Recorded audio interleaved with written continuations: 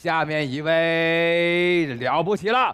我很少说一个人是天才，那么下面这个人我也不会这么说他。那么呢，但是他在我心目中真的让我觉得他给我带来了无穷的欢乐，就是我最爱的毛豆。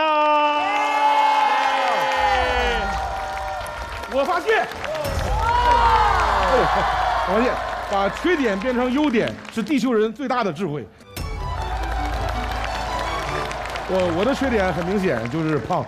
但其实我今年减肥了，我今年从310斤减到了240斤。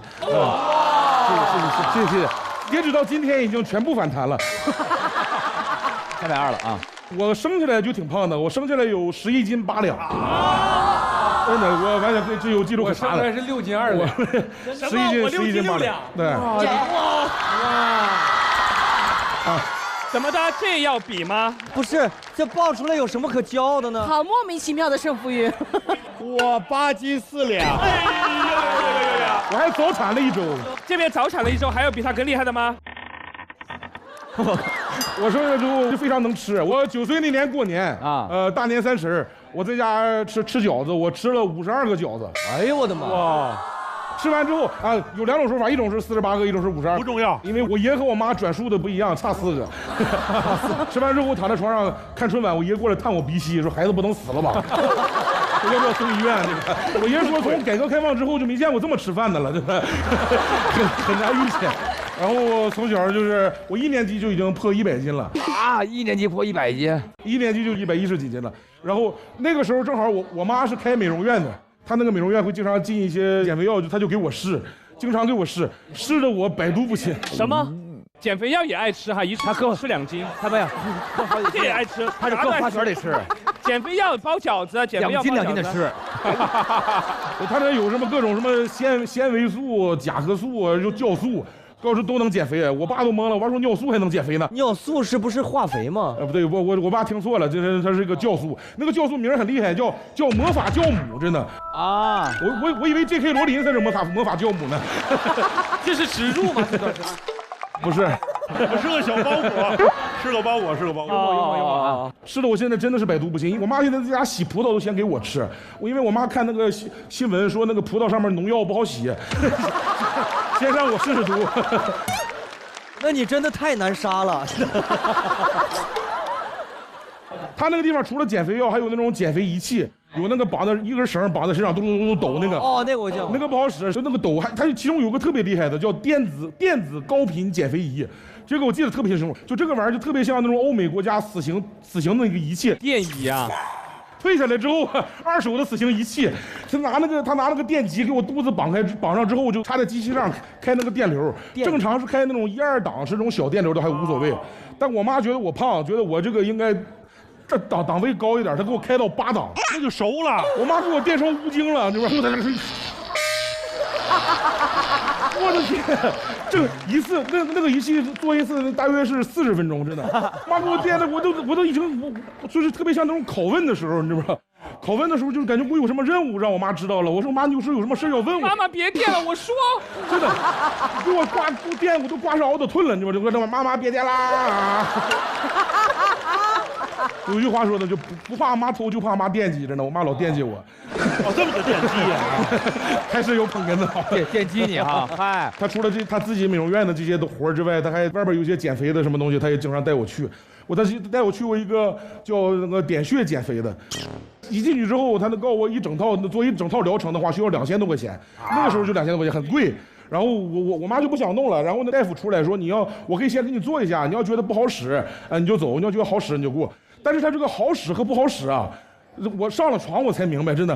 他正常点穴是这样嘛，我以为是这样的，他拿拳头就是这样，然后就打我。他好使和不好使的标准就是看你疼不疼，就是你经络通了的话就好使。他就在这我疼没疼，疼没疼，好不好使，好不好使，不疼不疼，好不好使，好不好使。真的，他在这一直打你，问你好不好使啊？他就打我。那你说好使，他就不打了吗？打到我第4下，我明白了，我说好使，妈妈快把钱给叔叔，快，好使，肯定好使。真的，是被打服了是吧？屈打成招。但其实胖也有胖的好处，一个是安全，就是我手这个地方原来切了，被刀切了，哎呦喂！我在厨房干活的时候刀掉地下了，我掉刀上了，然后就缝了16针。正常人的话，基本上就伤着筋了，会落下残废的。但是大夫说，幸亏你胖啊，就是完全一点筋没，一点事儿没有，真的是。哇，这么大口子！对，这么大。对，胖有胖的好处，他就没切着肉，油多。然后我还有就是游泳学得快，我学游泳就当天我就学会了，我甚至我狗刨我都没刨会，我就能漂在水上了。一直到现在就是我游泳可能游的没有那么快，但是我漂的时间可长了。那你都不用去死海，你在哪个水里都能这样漂。我都能漂起来，我浮力特别大。我现在能游泳，别人问我能游多远，我主要看风多大，风只要任它吹，任它飘哈。风只要足够大，我能从青岛游到舟山。然后也有那个健康食品的厂商联系我，给他拍广告。但是广告弹下来的时候，我已经基本上反弹回来了。所以我去拍这个广告的时候就很诡异。我拿着我保持身材的秘诀就是这个叉产品，就很奇怪，剧组所有人的眼神里就3个字：他瘦了。他之前得500斤啊，他之前。我一点不开玩笑，给我那个台本里面的第1句，他让我骄傲的摸着自己的下颌线，在哪儿呢？我下颌骨我都摸不着了，真的。我这里面就是我只能摸着我下巴，我还有2个下巴，我不知道摸哪个。你的下巴有自个儿的下巴，不知道为什么啊？谢谢大家，谢谢大家，我是毛豆。说到减肥啊，哎，那我可太有的说了。瘦不下去，有没有可能是睡得不好？有研究表明，夜间睡不好更容易发胖。那怎么办呢？怎么办呢？换喜临门床垫呀！深度好睡眠床垫喜临门，睡好了，代谢提高了，掉秤儿都能加倍。好好睡，好好睡。刚刚毛豆聊了半天缺点，你们有没有那种缺点结果变成自己优点的一个事儿？我想了一下，确实我有缺点变优点的这么一个过程。这小的时候上课特别爱接话，你不是那傻子吗？不是那个，想起来了还行。当时完了以后就是上课爱接话，然后老师还经常在讲课的时候，我们比如说给回应什么嘛，我每次我都给的非常的就是有劲儿，但是在他的眼中，你反而当时所有的那些 reaction 就是你是在故意的挑衅老师，就是你给老师捧哏是吗？完了以后，完了老师当时他说完了以后，然后当时他就看他正要准备的时候，他就看我状态啊，然后说啊个别同学之后我不想再说第2遍，然后我就下面说对没错，不能再让老师什么，然后个别同学出去。马上，反正我也知道他在说的我，然后完了以后我就啪我就出去了，然后出去了以后，然后就在门口站着，结果老师在里面讲的时候，我在门口继续接。对，老师。但是发现长大了以后呢，其实大家一起在聊天的时候嘛，努力不让话掉到地上，大家一起让聊天很欢乐。这我理解你，这是这样的。哎，有时候确实是那个，就是爱捧别人哏，你是不是？我也是，我其实小时候也跟黄子，我妈呀，我俩好像，肯定的，就是因为都是挨接下茬儿。哎，我跟你说，我也是，就是咱们都是金牛座嘛，可能我们仨金牛座是不是对上号了？哎，就会在一起出去，老师就会很讨厌我，就是老师就讨厌。好，那咱们就是把缺点那个变成特点这个事儿，咱们就是已经圆满的结束了，对不对？掌声鼓励一次。好嘞啊，行。说完这个案子之后呢，马上迎来的就是我们的烟鹤侠。杨老师，杨，我发现，在有些地方很难不受惊吓啊！哇塞，你还老受吓呀？刚才讲了很多在医院的故事，我给你们讲讲我在医院受到最惊吓的故事。哇！就在前年夏天，也是在长沙录同样一档综艺节目，就录到半夜这个时间，我突然脸色煞白，咋的呢？满头大汗，我照镜子了，吓着自己了，身体突然有状况，然后应该是血压上来了，应该是身体非常不好。然后导演组就过来说：“严老师，您赶紧上医院查查，是，如果心脑血管疾病的话，我们别担责任。”嗨，拿一节吧，你别老给我捧，拿一节吧，咵，结果拉到长沙医院了。到了以后挂急诊，一进屋那大夫一看我，你赶紧检查，你要中风啊！真的，你要中风。给我吓得，我天！我说我在瘫的长沙，我录一节目，赶紧带我做检查，照 CT、照片子、心电图，咵全检查完了，什么毛病都没有。我说拿着这大夫，我拿着检查，我说大夫，拿着大夫，拿着大夫，手里拿着个大夫，不是我拿着检查，我问大夫，我跟大夫说没事儿，为什么您说我要中风啊？大夫说我看也没事儿，但我看你嘴已经开始歪了。我说我嘴一直是歪的。真事儿，真事儿。还有一回，春节的时候我住院，我为什么挑春节住院呢？因为春节的时候不当我们演出，因为春节我们有演出，我腿上要做一个小手术。春节的时候整个医院没有人春节住院然后做完手术以后呢，晚上我躺在我这个病房里边，我突然看见就是黄昏啊，我这个病房的窗户外边，黄昏医院好吓人，有一个白呼啦的一个东西。哎呦！就在我窗户的外边什么？哇，上上下下，吓死我了，吓死！然后我就炸着胆子，我趴那窗户一看，气死我了。什么呀？1楼有一个护士往3楼扔一个白大褂，3楼有人接，扔半天没扔上去。太吓人了，好有画面感。我说你给个地一趟不就完了吗？这还不算完，第2天晚上也是晚上11、12点的时候，我想在楼道里我溜达溜达，然后我从我这病房里我就出来了。出来以后，晚上医院的楼道啊，把灯全关了，只有几个安全出口的通道在一个没有任何病人的一个走廊里边。我就站在我这个病房门口，看见走廊黑漆漆的尽头有一个人穿着一个白色的衣服就在那蹦。哇塞，密室大逃脱呀！蜜桃，真的，我一直不开张，就在那蹦。浑身后脖梗子冒凉气，你知道吗？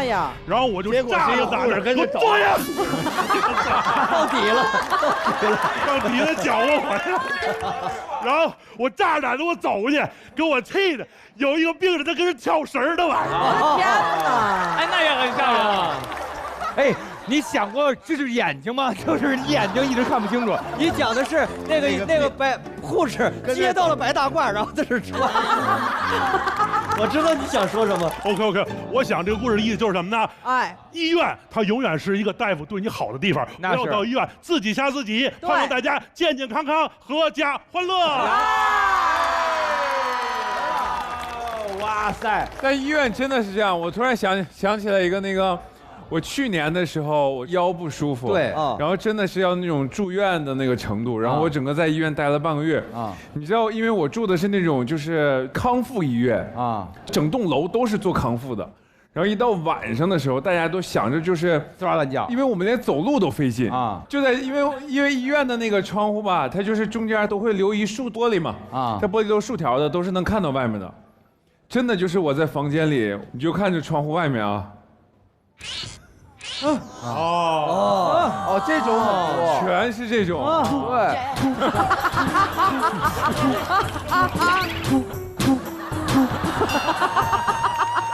听我说，你们没有见过极致的，极致你知道什么？在肛肠科医院的住院处。肛肠科？对，我看我一个。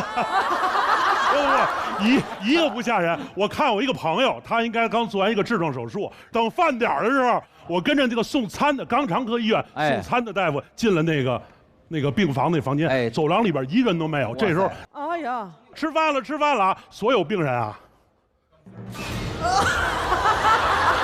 好形象，好形象！哇，哎呦喂，去医院应该有好多碰见过事儿。之前我也是发烧发那个炸高烧，然后医生一摸我说别蹭我热度，然后没事。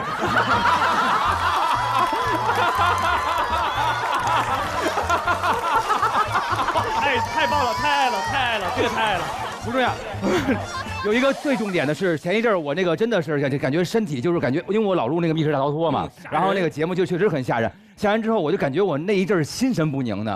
后来我去看了一个那个中医，他说你怎么了？我说我最近就有点心神不宁的。那医生说你看着我眼睛，你看着我眼睛，你看着我眼睛。然后我就看着他眼睛，我说是有不干净东西吗？他说我说什么东西？眼屎，你先擦擦。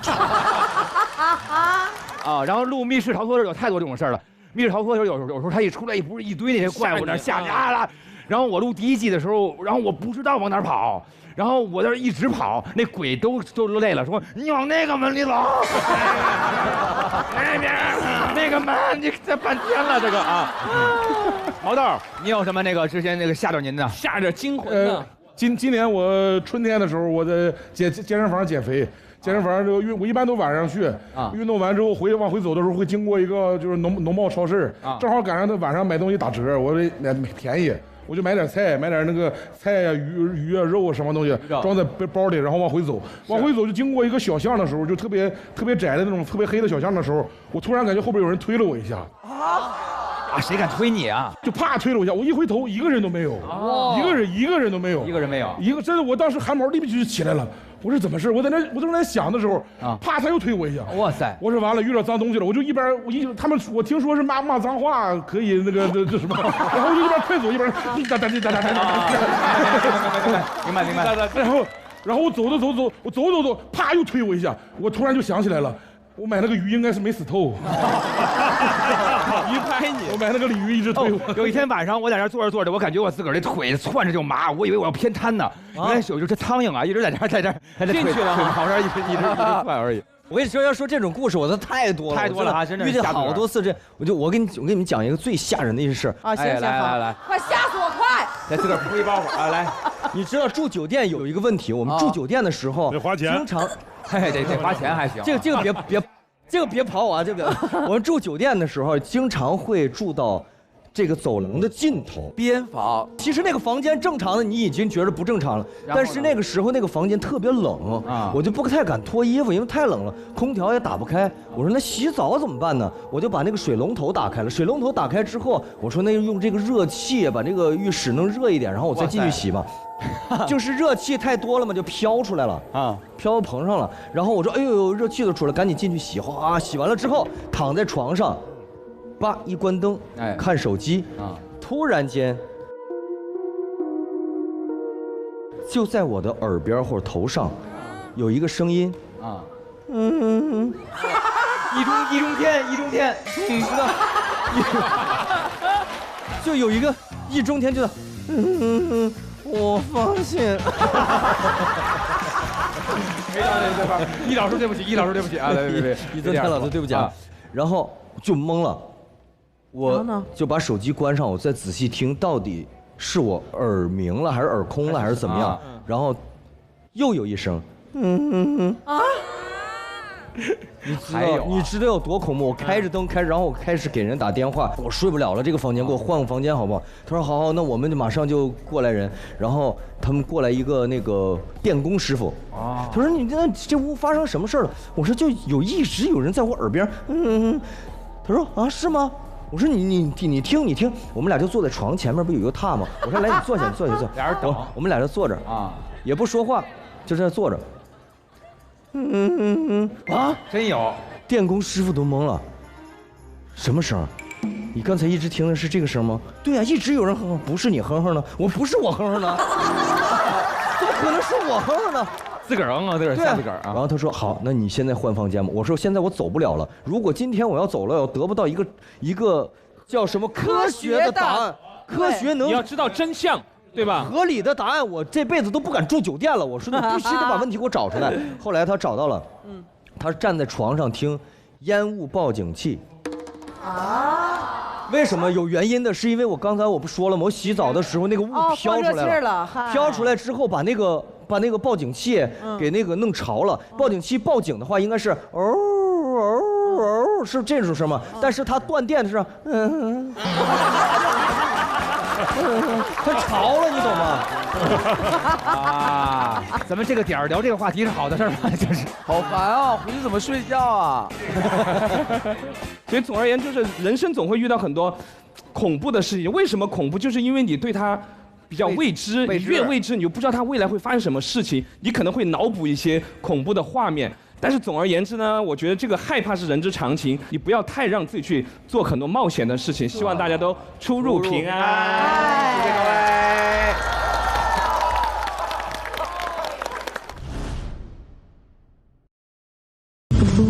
我发现有人动过我的床，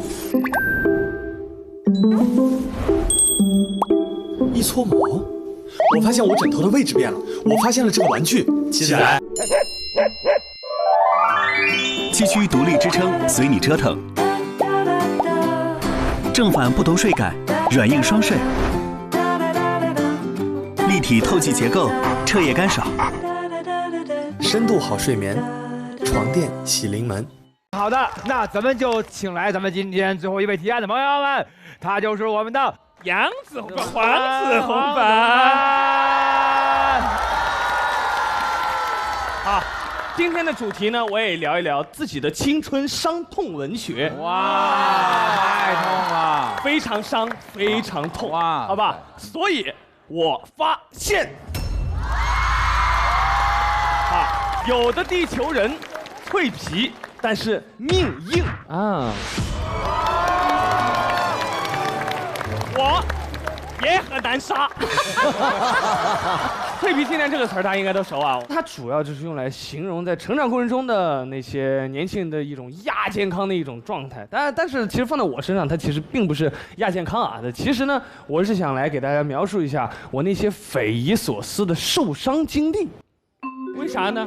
我有一次21年的时候，21年10月19号，我记得这一天非常清晰。咋了？那会儿啊，接不到什么工作，很久没有拍摄了啊。然后秉持说有活干就行。然后那天我去拍一个写真，在一个公园，摄影师专门从外地飞过来，飞了2-3个小时啊，还没拍2张，他们突然发现有一个点，说，哎，那个楼梯那个地方，哇，好像很精神错落，很好看，很错落啊。对，我说，哎，我现在就去，因为很久没有拍摄了，很激动，很兴奋。我说那就拍，今天拍10个点都行，8套衣服嘛都无所谓拍。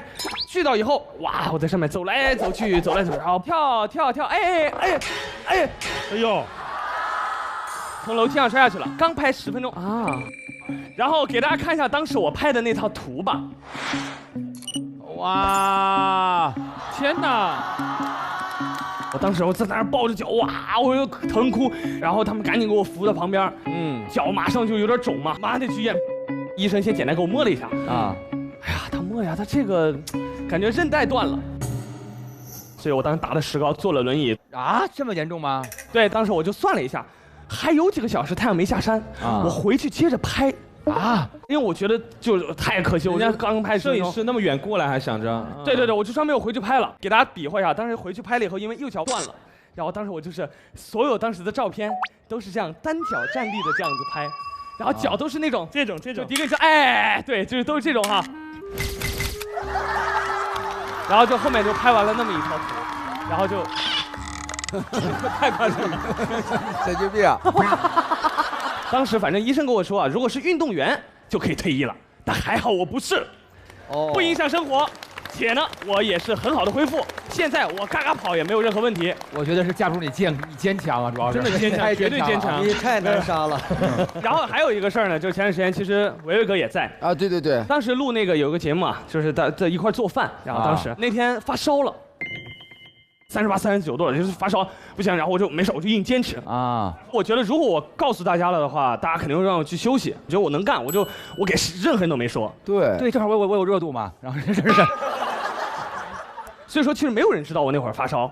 然后当时呢，我记得印象很深，是因为那一次那个发烧，我浑身很疼。那是我关节啊里面这个能理解，特别疼。我知道，如果疼到我叫我太太来，我说我要死了，能不能再给我点安慰？我希望我死你旁边，就是那种感觉。就当时哇，他就玩命的。后来才知道，其实只要退烧这事儿是可以解决。对，非常疼。然后当时已经坚持不住，而且最主要我努力在让自己保持一个很好的一个状态。理解。就是我们当时在做一个那个炖那个梨，我得一直端着那个锅啊。正常情况下，我说实话，哥们儿1个小时随便端。平时那端包子那都，但是那一天哇就不行了，因为烧太高了啊。坚持完这个环节了以后，哎，我啪冲出去，蹲那个角落里开始哭。哎呦，路过空调就，哎呀，这小孩咋了，对吧？就是哭，我就是那种，就是哭得很吵，一把鼻一把泪。我说我实在不行了，我说我，就反正就各种。回去以后第2天接到他们电话，跟我经纪人打电话说，确实可能老师们有一些环节可能没有照顾到我，但是确实还是想劝说皇子不要太玻璃心。啊？以为你生气了啊？就是节目组以为我是在节目里跟嘉宾老师们可能有一些不愉快，然后他看见你又出去抱头痛哭，对，然后我被欺负了，然后我就出去抱头痛哭，说觉得我玻璃心啊，只能是刘维干的了，只是刘维干。我跟这个皇子，我们同龄人，我们关系很好，主要是你第1天没跟大家说你发烧了，是吧？对，我完全没有说，是，所以啊，大家还是真的。要以身体健康为第1位啊，注意安全，平时少逞强。是，朋友们啊，脆皮天注定，但是命硬靠打拼。所以在最后，作为身上有着各种奇迹的黄子弘凡，我的专辑里面有一首歌叫《Miracle》奇迹，我觉得想送给大家，相信奇迹，奇迹就会发生。希望大家2025新的一年，让我们一起创造奇迹。好，嗨起来，嗨起来，嗨起来，嗨起来！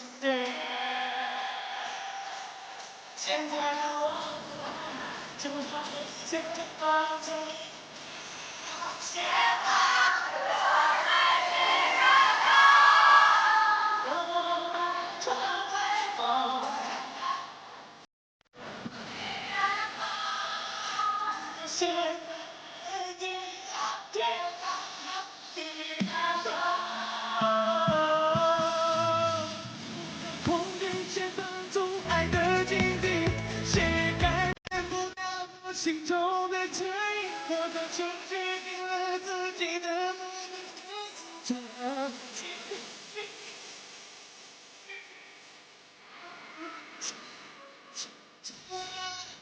让我总不能记，这并没有错。You are my miracle。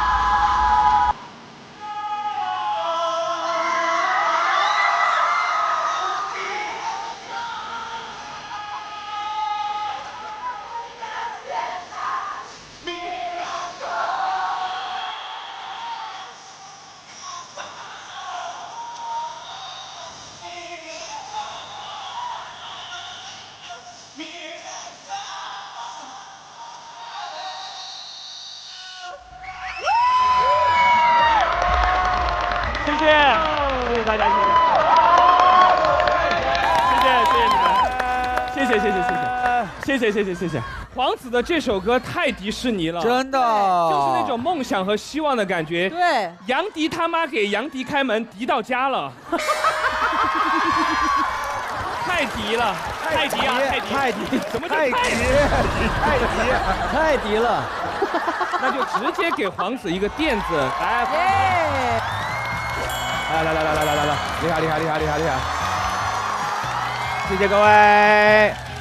那么好的，本次会议所有投工提案都已经结束了。杨副局长觉得今天咱们表现都怎么样啊？表现得相当的不错。哎，对，我觉得两边都非常了不起了。接下来就要到了大家来投票决定的时间了，因为火星厂牌和德云厂牌哪边的票数最高，都掌握在大家的手中了啊！好嘞，各位谨慎投票，大家看一下这个大屏幕啊。是的，各位开始投票吧，谢谢各位。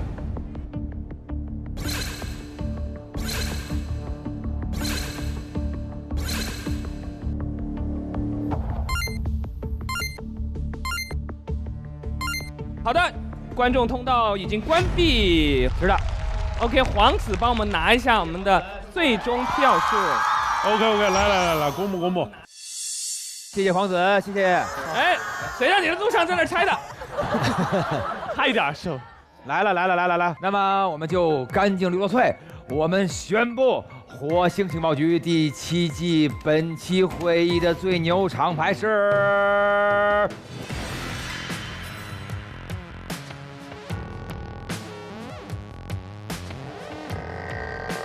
火星厂牌，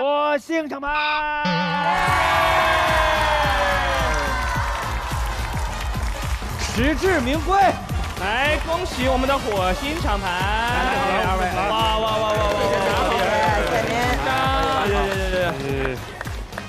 黄子不挺多了吧？1排了。哇塞，第2回就。因为他们输了，所以他们要发我们4个人的合影，但我们4个人竟然都没有合影啊！对呀，你们现在拍啊！哎，拍吧，得有我们拍。哎，你们拍，你们拍，你们拍。啊，他想把你们都拍到1.2米。别太过分。啊，哎，这样也是帅的啊，一样。其实应该人家自己拍优秀的好的，转我们发。哦，你是摆他们俩一道是这意思吗？不是。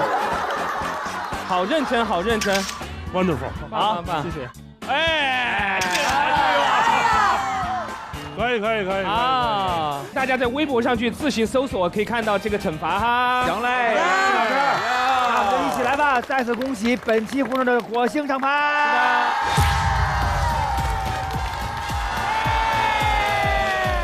本期火星情报局就开到这里了，我们一起宣布火星情报局第7季第7次会议圆满结束。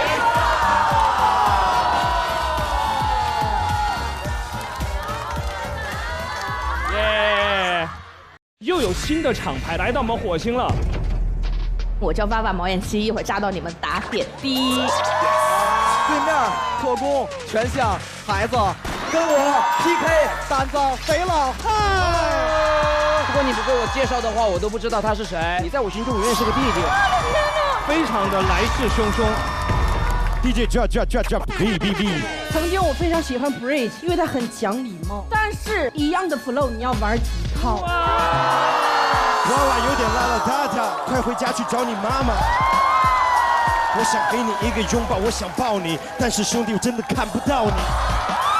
DJ hold up。我发现结拜是男人之间最大的浪漫。大家一起跪下，1、2、3，跪！为什么呀？给对方磕头，走，这是小孩该有的状态吗？我被一股神秘的力量所牵引着，我就走向了那个窗台。床前明月光，心里很发慌。这句话真的浪漫炸了。你刚才是不是撞我一下？你怎么回事？上嘴唇痒不痒？你皮毛都出来了。真的是一天我早看你不顺眼了。你说唱真的很垃圾，说实话。给我来一个震撼人心的音乐，接下来就是见证奇迹的时刻。Egg Master。哎呦喂！我的妈呀！妈呀！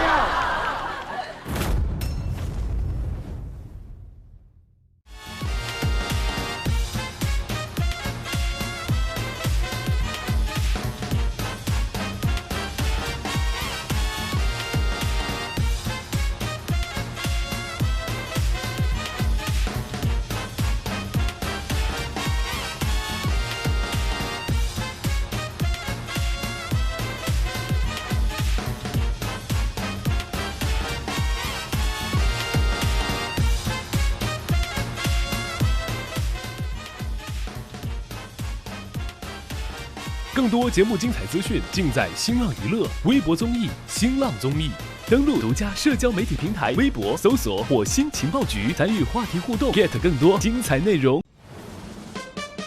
被你发现，天外来物，盼你船长，在个雨天全副武装，出发火星，今晚就要来接你。feel 这个 feel 被发现倍儿爽，调好腰间对讲，舞台灯光透过背场，看清局长手中的锤，灵感爆发就会快乐被你发现，被他发现迎面走来6位。喂，欧皇的运气是百发百中，嘿嘿嘿嘿嘿，角度和彩铃在左右开弓，送，发现烦恼却被佩戴送，冲，火星特工气氛被带动。问的兄弟，背后被发现格走在对峙点，出现索马里带着小嘴鱼，发现一场新冒险。每个发现像是盲盒，保证气质磅礴，烦恼随着长娘气散发着光。在堂相遇也听王面谈语气，我发现大家熟悉的面孔回到火星去。我发现江湖上的新人辈出提案有金句，我发现厂牌间的对决精彩与你相遇。我发现。手中握着锤子，杨迪造梗随喜。哎呦 Mars， 我操 ，It's season 7，动刀，生意要够啊，翻过了高山，也越过了沟壑，总会有收获，干了搜我，漆黑的夜欢乐是一团篝火，要保持住幽默，把生活给兜了，我想要的快乐肯定都有我，如果你懂我，快抓紧就做，你想要的快乐来或许搜索。我醒归来，状态拉满，特工集结，厂牌大战 ，Everybody ready for the show。我没有眉毛，我有糖尿病，我有一个湖南的媳妇儿，你们有吗？那我有一上海媳妇儿，你们有吗？哎呀，确实是花钱就是不一样，花钱来的咱们啊，到哪儿节目到哪个节目都得给人上点供，我都自己拿那 GoPro 录素材传给导演。以前是因为就得离近一点，离近一点，这样才有镜头，要不然都是半拉脸。对。